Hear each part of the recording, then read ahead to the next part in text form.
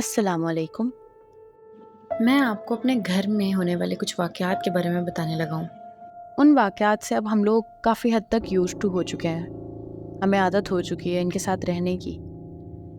آلدو آپ لوگوں کو یہ سن کے بہت زیادہ ہانٹیڈ لگے گا اور آپ لوگ سوچیں گے کہ ہم یہاں پر کیسے رہ رہے ہیں، لیکن اب ہم لوگ بہت زیادہ عادی ہو گئے ہیں۔ تو کہانی کچھ ایسی شروع ہوتی ہے کہ میں اپنی مما کے ساتھ اکیلا رہتا ہوں۔ میں ان کا ایک ہی بیٹا ہوں اور ہم لوگ بس دو ہی گھر میں رہتے ہیں۔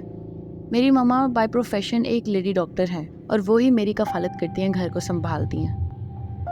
اب جیسا کہ آپ سب جانتے ہیں کہ ڈاکٹر کا پروفیشن ایسا ہے کہ اکثر راتوں کو بھی ڈاکٹرز کو ہاسپٹل میں رکنا پڑتا ہے اور پھر میں پیچھے سے گھر میں اکیلا ہوتا ہوں۔ میرے ساتھ واقعات کچھ ایسے ہونا شروع ہوئے کہ ہم لوگوں نے جب یہ گھر لیا 2-3 سال تو بہت سکون سے گزرے، لیکن اس کے بعد مجھے گھر میں کچھ ایری سی وائبز آنا شروع ہو گئی، یعنی کچھ ہانٹیڈ سا لگنا شروع ہو گیا۔ مجھے گھر میں ہنسنے کی آوازیں آنی، تھوڑی دیر کے بعد ادھر ہی رونے کی آواز آنی۔ جب میں نے اس آواز کو چیز کرنا تو کچھ بھی نہیں۔ ڈیفینیٹلی میں جانتا تھا کہ گھر میں میرے علاوہ اور کوئی بندہ نہیں ہے، تو یہ آوازیں کہاں سے آ سکتی ہیں۔ پہلے مجھے ایسا لگتا تھا کہ شاید ہمارے ساتھ والے گھر سے۔ اب میں یہاں پر یہ بتاتا چلوں کہ ہمارے ساتھ ایک گھر ہے اور دوسری سائڈ پر پلاٹ ہے۔ اب جس کونے سے یہ آوازیں اکثر آیا کرتی تھی اس طرف کوئی گھر نہیں تھا، وہاں پر ایک خالی پلاٹ تھا۔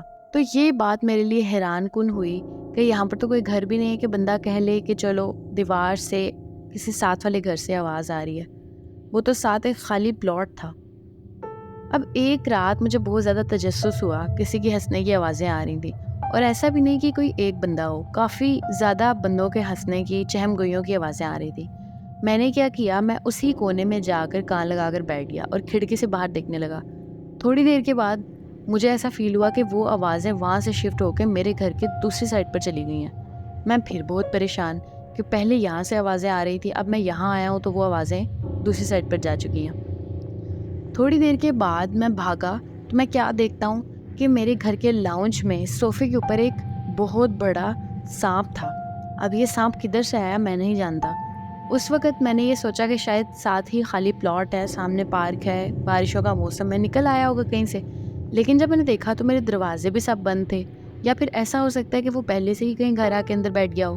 جیسے ہی میں نے اس سانپ کو پکڑنا چاہا، میں کچن سے وائپر لینے گیا، میرے دیکھتے ہی دیکھتے وہ سانپ غائب ہو گیا۔ 2 سیکنڈ کے لیے میں نے فیس ادھر کیا اور جیسے ہی میں نے صوفے پہ دیکھا وہاں پر کچھ بھی نہیں تھا۔ میں گھبرایا تو نہیں، لیکن ایک چیز میرے ذہن میں اس ٹائم کلک کی، جنات، بچھو، سانپوں ان کی شکل میں بھی اکثر ہوا کرتے ہیں، لیکن میں نے اپنی اس سوچ کو اس ٹائم اگنور کر دیا۔ میں جا کے اپنے کمرے میں سو گیا، اپنی والدہ کو کال کی، انہوں نے کہا کہ بیٹا میں تو صبح ہی آؤں گی۔ تھوڑی دیر کے بعد مجھے پھر سے وہی آوازیں آنا شروع ہوئی، لیکن اب کی مرتبہ مجھے ایسا لگا جیسے میرے کان کے پاس آ کر کوئی کھسپس کر رہا ہو اور میرے کان کے پاس آ کر کوئی دانت بجا رہا ہو، جس کے بعد میں بہت زیادہ ڈر گیا کیونکہ وہ آواز ہی بہت بھیانک تھی۔ اب ہوتا یہ ہے کہ مجھے سلیپ پیرالیسس ہو جاتا ہے، اس سے پہلے مجھے کبھی بھی سلیپ پیرالیسس نہیں ہوا تھا۔ میں دیکھتا ہوں کہ میرے اس کمرے میں جہاں پر میں سویا ہوا ہوں ٹی وی لانچ میں، چھوٹے چھوٹے بونے اچھے بھلے ایج کے تھے، لیکن وہ ان کے قد اس قدر چھوٹے تھے جن کو آپ ڈوارف بھی کہتے ہیں، چھوٹے بونے، وہ ایک دوسرے کے کانوں میں کھسپس کر رہے ہیں اور مجھے دیکھ کے ہنس رہے ہیں، اور میں کچھ بھی نہیں کر پا رہا تھا، نہ میں اپنی باڈی ہلا پا رہا تھا، نہ میں کچھ بول پا رہا تھا۔ میں نے بہت کوشش کی کہ میں اپنے منہ پر آیت الکرسی جاری کروں یا کچھ بھی، کوئی بھی آیت پڑھوں، لیکن میں ایسا نہیں کر پایا، اور جیسے مجھے کسی نے باندھ رکھا تھا۔ تھوڑی دیر کے بعد وہ سب کے سب بونے میری طرف متوجہ ہوتے ہیں اور میری طرف آتے ہیں۔